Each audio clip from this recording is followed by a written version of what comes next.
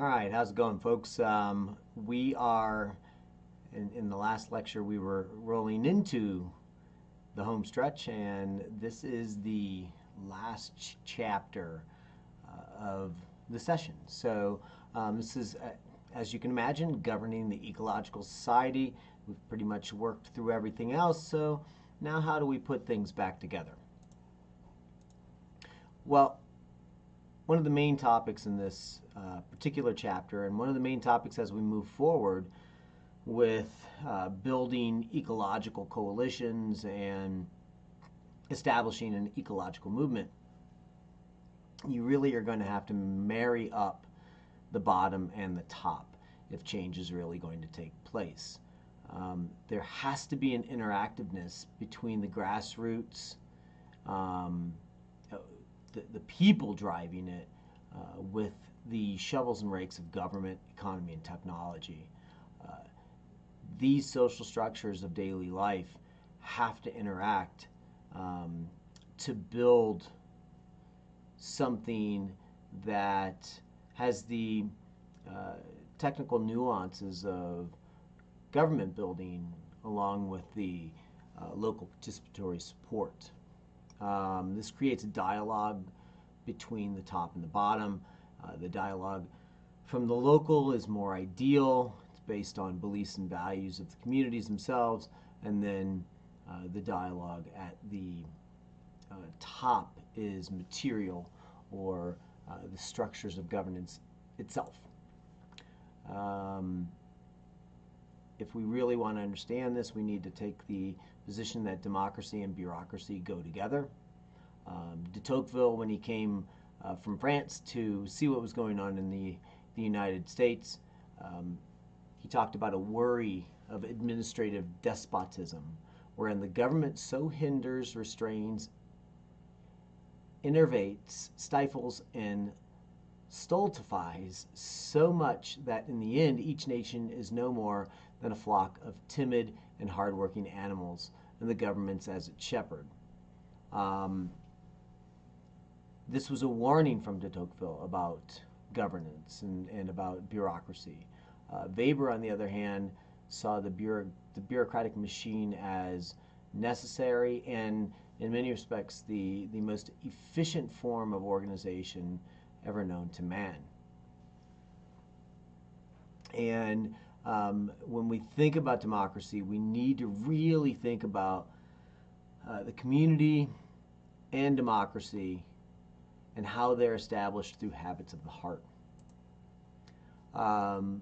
What we understand in this process is there are legal guardrails. The administrative law and, of course, the court are going to determine what the acceptable parameters of acceptable behavior are.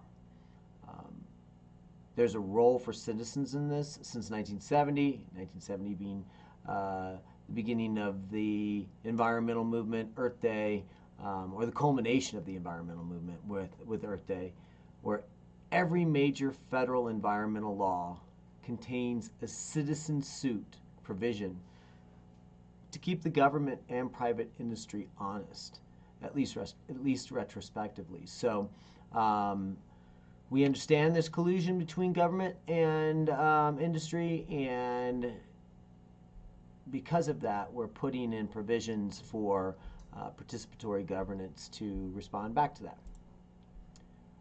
We are going to need to guard our environment. This is going to have to be done with a bottom-up, top-down approach. There are all kinds of environmental calamities for us to respond to. This one here is dying trees in a national park. This is a sign posted at Klingsman Dome at the Great Smoky Mountain National Parks explains this view. This park receives the highest sulfur and nitrogen deposits from acid precipitation found in any national park. So there is a response to the environmental bads that we are putting into the environment, and the response to the environment itself and tree kills.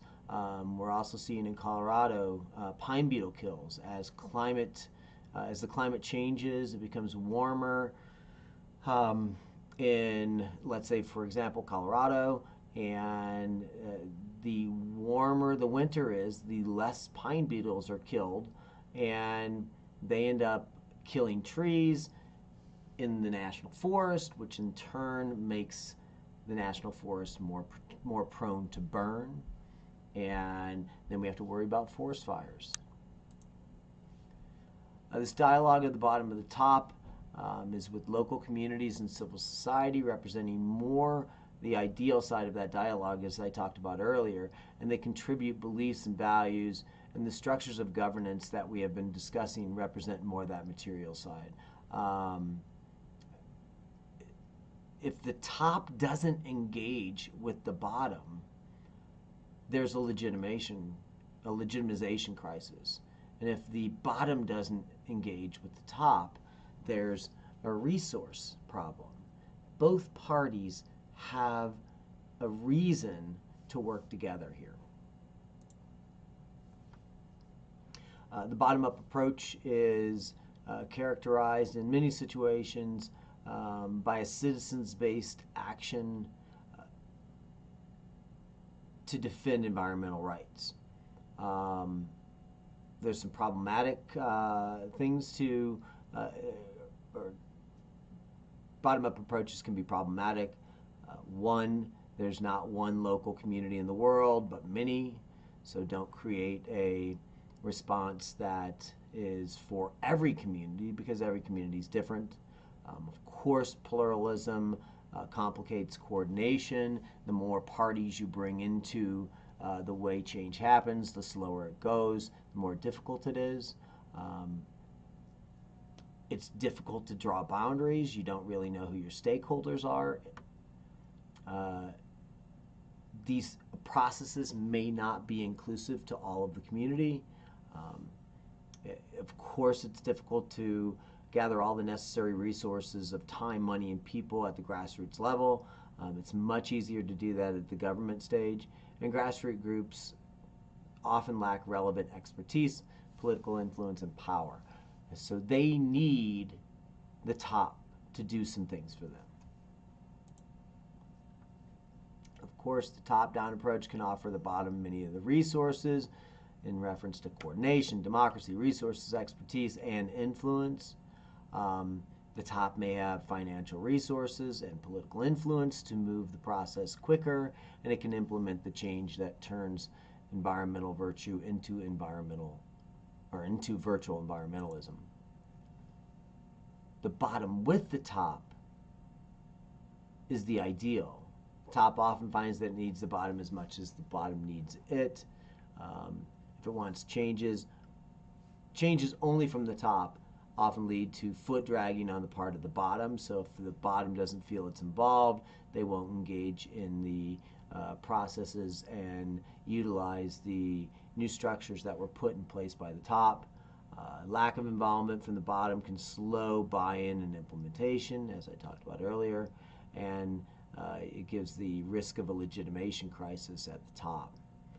Power, on the other hand, for the bottom to have power, it needs the top, and for the top to have power, it needs the bottom.